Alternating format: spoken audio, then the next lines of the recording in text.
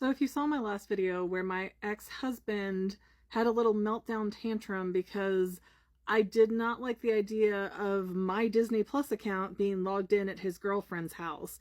And so I was going to change my password, and he freaked out and said I was spiteful and petty and not over him. And mind you, this was 2 days before my wedding reception was about to happen.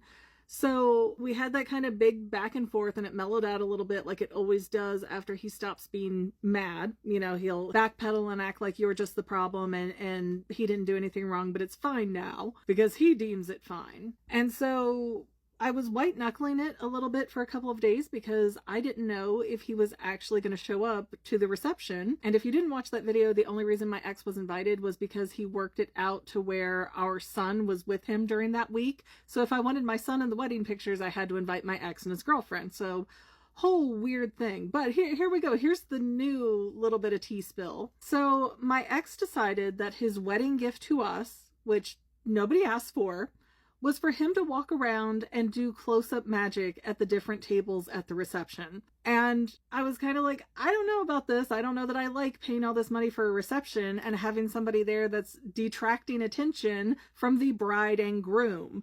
And he's like, no, it's fine. I'm doing it. And by the way, I'm going to get there at 11, which is when the pictures started. So you need to wait a few minutes and let me do this card trick for you, just special for you two. And I'm like, well, then you might want to get there at 10:45 because we got to be dressed and outside doing pictures at 11. And he has the nerve to say, no, it'll just take a couple minutes. So you just wait for me at 11.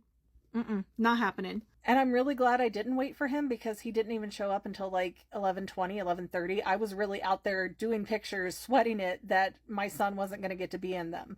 But he did show up. Son was dressed appropriately in the suit that I bought him, so that was all good. But the actual reception starts at noon, and my husband and I walk in, and my ex gets in the greeting line and starts doing the card trick there while everybody's trying to greet us and tell us congratulations. So he's holding up the whole line to do this trick. And the trick is fine. Like, it's a neat little trick where we both sign a card and he somehow like mushes them together so it's a two-sided card. Like, it's a cute trick. And to his credit, at least he asked before he started going from table to table so that it didn't interfere with things. But since then, I have had multiple people reach out to me and say, hey, it was really weird how often your ex-husband kept like rushing up to where you were whenever your husband walked away. I didn't really notice this because, you know, I was busy with 78 other people, but apparently his girlfriend that he came with was getting really frustrated and annoyed looking and rolling her eyes and like not looking happy that my ex kept running over to me. And multiple people have been like, it really came off like he was obsessed with you. And they think even the girlfriend noticed, and that's why she seemed to have a weird attitude about it. And all I really got to notice about the girlfriend is that she seemed to be glued to her chair. Like, she didn't get up and mingle, didn't want to be there, didn't even interact with my son that was like sitting next to her.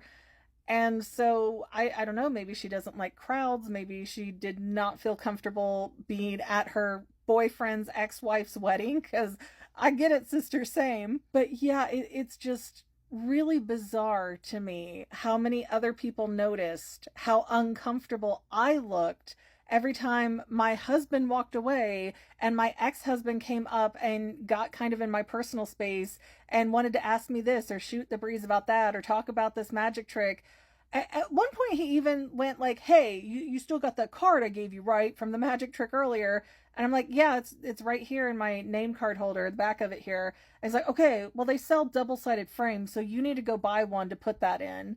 And I'm just thinking, like, dude, if this was your gift to us, like, legit, why didn't you just like include a frame with it? Why are you giving me homework? The whole thing is just so weird, and I feel so very uncomfortable. And my ex always does this weird cycle of like, yes, I recognize that you now have a husband, but I also don't really recognize it, and I want to be inappropriate with your boundaries and push like we're still married and act like I can still touch you if I want. And he didn't touch me at the wedding because I think he knew better with his present girlfriend there, but the whole thing just got really ooky and uncomfortable. And yes, I did dye and cut my hair. That's my tribute to the mental health gods. So yes, red, purple, and blue. But Yeah, exes be weird, and narcissistic exes be the weirdest. I really thought getting divorced might be the end of having to constantly deal with him, but no, he creates problems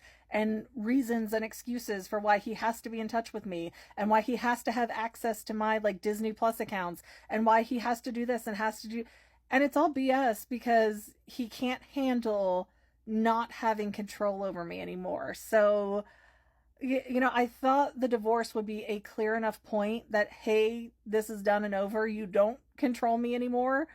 But apparently not. Apparently not. He'll use our son. He'll accuse me of still being into him when, everybody at the wedding can see how uncomfortable I am whenever he comes around. But yeah, it's me. I'm the problem. Hi.